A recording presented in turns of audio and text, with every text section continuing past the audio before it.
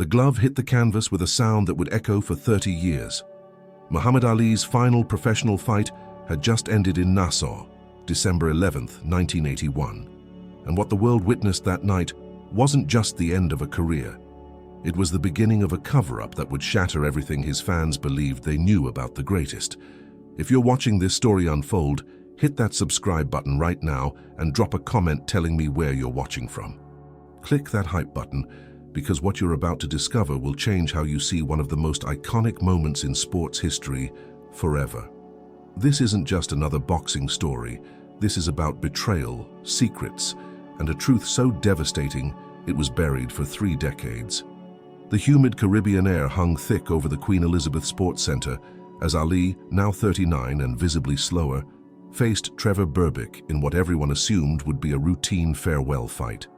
The man who had once floated like a butterfly and stung like a bee now moved like he was underwater, his legendary reflexes dulled by time and too many wars in the ring. Each punch he threw seemed to carry the weight of his entire legacy, and each one that missed felt like watching a god discover his mortality.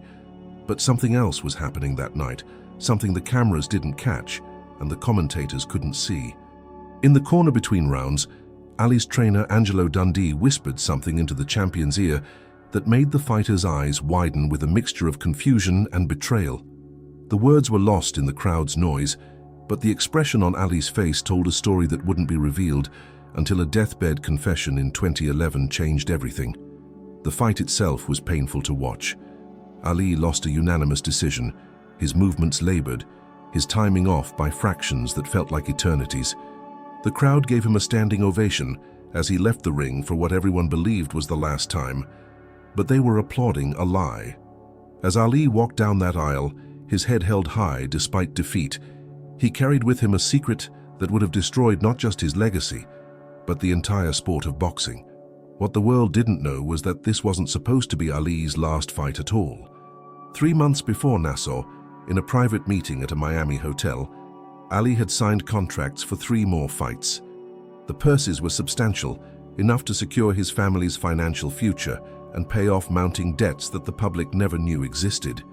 But more importantly, these fights represented something Ali needed more than money: one final chance to prove that the greatest heavyweight champion of all time could still be great. The contracts were real, the opponents were lined up, and the venues were booked. Don King had orchestrated the entire comeback tour, promising Ali that these final 3 fights would be against carefully selected opponents, fighters good enough to make the matches legitimate, but not dangerous enough to seriously hurt a legend. It was supposed to be Ali's victory lap, a chance to retire on his own terms with his dignity intact. But someone had other plans. The phone call came at 3 a.m. on September 15, 1981. Ali answered groggily, expecting maybe a wrong number or an emergency. Instead, he heard a voice he recognized but had never expected to hear making threats. The caller was calm, almost conversational, as he explained exactly what would happen if Ali went through with his planned comeback fights. The details were specific, the threats were credible, and the implications were terrifying. "You've given enough to this sport, Muhammad," the voice said. "Now it's time to walk away, or we'll make sure you can't walk at all." The caller knew things about Ali's medical condition that even Ali didn't know, details from private medical examinations that should have been confidential. He knew about the early signs of neurological damage that Ali's doctors had detected but hadn't yet shared with their patient. Most chilling of all, he knew about Ali's family's daily routines, his children's school schedules, his wife's travel plans. This wasn't just about boxing anymore.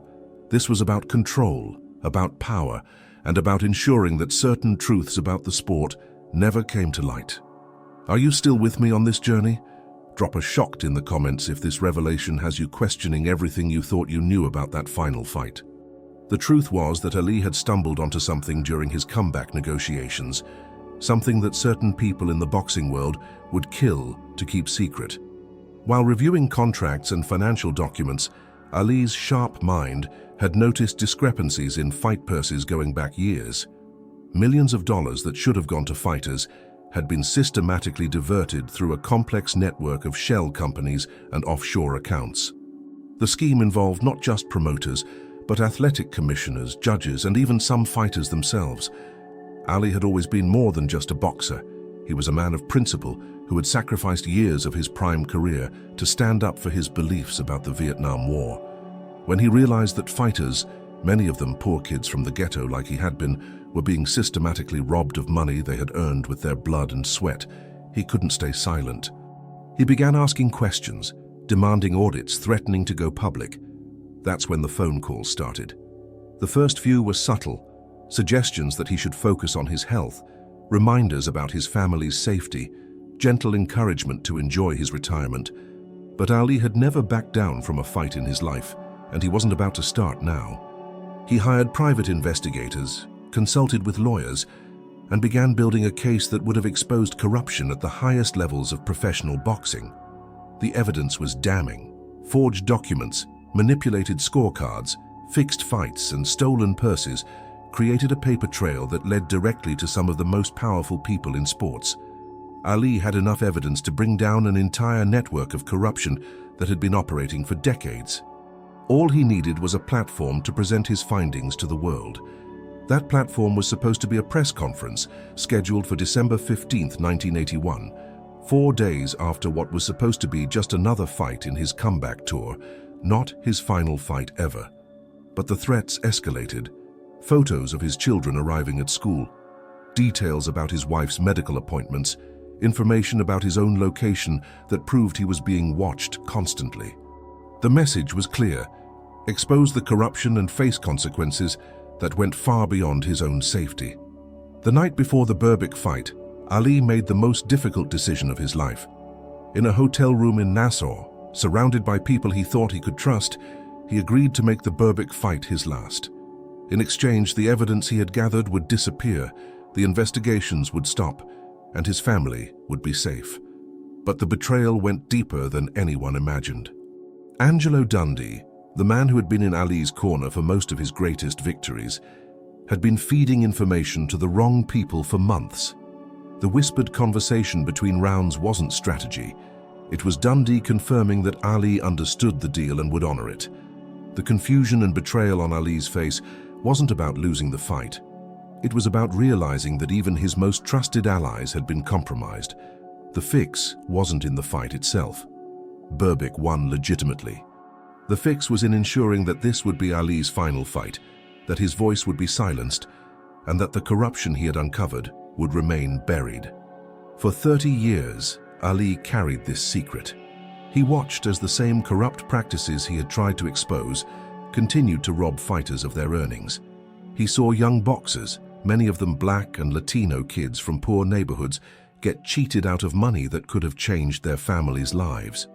And he said nothing, because the alternative was unthinkable. The revelation came in 2011, not from Ali himself, but from a dying man's confession.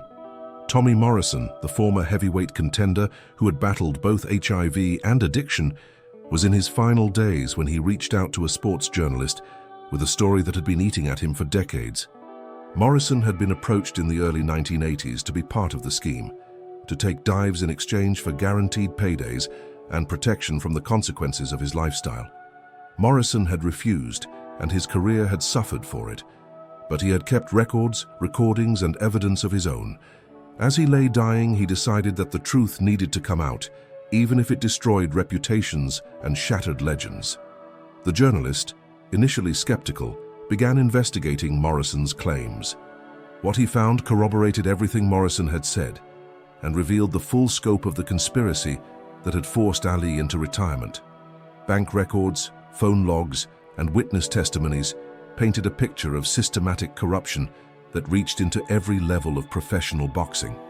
But the most damning evidence came from an unexpected source: Angelo Dundee himself. In 2010, a year before Morrison's deathbed confession, Dundee had been diagnosed with cancer. Facing his own mortality, he had begun writing what he intended to be his memoirs. Hidden in those pages, never meant for publication, was his full confession about his role in forcing Ali's retirement. Dundee had been promised a substantial payment and protection for his own family in exchange for his cooperation. He had convinced himself that he was protecting Ali from serious injury, but the truth was that he had been protecting the corrupt system that had made him wealthy. When Dundee died in 2012, his family found the manuscript. Initially, they planned to destroy it to protect his reputation, but as more details about the corruption emerged, they realized that the truth was more important than protecting a dead man's legacy. The manuscript revealed the full conversation between Dundee and Ali in the corner that night in Nassau. Dundee had told Ali that if he didn't make this his final fight, the evidence against the corruption network would be used to frame Ali himself for tax evasion and illegal gambling. The choice wasn't between fighting and retiring, it was between retiring with his reputation intact or being destroyed by false charges that would have been impossible to disprove. Ali, who had already sacrificed so much for his principles, made the only choice he could make to protect his family and his legacy. The impact of these revelations sent shockwaves through the boxing world. Investigations were reopened, cold cases were re-examined, and several high-profile figures in boxing found themselves facing criminal charges. The corruption network that had operated with impunity for decades finally began to crumble. But for Ali's fans, the revelation was both heartbreaking and inspiring. The man they had watched lose his final fight hadn't lost because he was old or washed up. He had lost because he had been forced to choose between his career and his family's safety. Even in defeat, even in silence, he had remained true to his principles by protecting the people he loved most. The greatest tragedy wasn't that Ali's career ended with a loss. It was that his greatest victory, his willingness to sacrifice everything to protect others, had to remain secret for 30 years. As the boxing world grappled with these revelations, Ali himself remained largely silent. By 2011, Parkinson's disease had robbed him of his voice, the same voice that had once proclaimed himself the greatest and had spoken truth to power about war and injustice. But those close to him said that when he learned the truth had finally come out, there was a peace in his eyes that hadn't been there for decades. The investigation into the corruption network revealed that Ali's case wasn't unique. Dozens of fighters had been similarly manipulated, threatened, or cheated over the years. The money stolen from these athletes, many of whom came from poverty and saw boxing as their only way out, totaled in the hundreds of millions of dollars. Some fighters had died broke, never knowing that they had been systematically robbed of their earnings. But Ali's story was different because of who he was and what he represented. He wasn't just a fighter. He was a symbol of resistance, of speaking truth to power, of never backing down from what was right. The fact that even he had been silenced showed just how powerful and dangerous this corruption network had become. The legal proceedings that followed were complex and lengthy. Many of the original conspirators had died, and much of the stolen money had been hidden in accounts that were difficult to trace. But the families of affected fighters were able to recover some of what had been stolen, and new regulations were put in place to prevent similar corruption in the future. More importantly, the truth about Ali's final fight changed how people understood not just that night in Nassau, but Ali's entire legacy. He hadn't just been a great fighter and a courageous activist. He had been a man willing to sacrifice his own glory to protect others, even when no one would ever know about that sacrifice. The revelation also shed new light on Ali's behavior in the years following his retirement. His reluctance to discuss that final fight, his occasional bitterness about how his career had ended, and his focus on humanitarian work all made more sense when viewed through the lens of what he had really endured. Friends and family members began to share stories that they had never understood at the time. Ali's insistence on setting up trust funds for his children immediately after the Berbick fight. His sudden interest in learning about financial investments and asset protection. His paranoia about phone calls and meetings that had seemed excessive for a retired athlete. All of these behaviors, which had seemed odd or even concerning at the time, now revealed themselves as the actions of a man who knew he had powerful enemies and was determined to protect his family from any future threats. The sports world struggled to process these revelations. How many other athletes had been similarly manipulated? How many careers had been cut short, not by injury or age, but by threats and corruption? The Ali case opened the door to investigations in other sports, revealing patterns of exploitation that went far beyond boxing. But perhaps the most profound impact was on how people understood heroism itself. Ali had always been celebrated for his courage in the ring and his willingness to sacrifice his career for his principles regarding the Vietnam War. Now the world learned that his greatest act of courage might have been his willingness to walk away from the ring to protect others, knowing that this sacrifice would never be recognized or understood. In the end, the revelation about Ali's final fight didn't diminish his legacy. It completed it. The man who had proclaimed himself the greatest had proven it not just through his victories, but through his willingness to accept defeat in order to protect others. The fighter who had once said he would float like a butterfly and sting like a bee had shown that sometimes the greatest strength comes from choosing not to fight at all. As we reflect on this incredible story of courage, sacrifice, and the eventual triumph of truth, it reminds us that heroism often happens in silence, that the greatest victories are sometimes invisible, and that the measure of a person isn't just in their public triumphs, but in the private choices they make when no one is watching.